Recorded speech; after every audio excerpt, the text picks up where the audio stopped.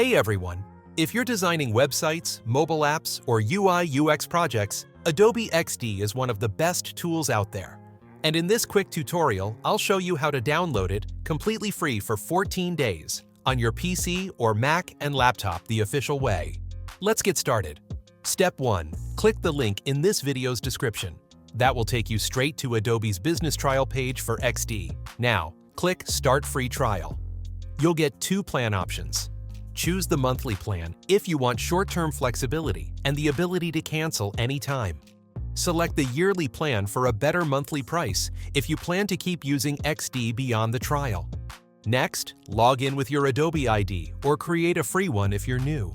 Adobe does require a payment method to activate the trial, but you won't be charged as long as you cancel within the 14-day period.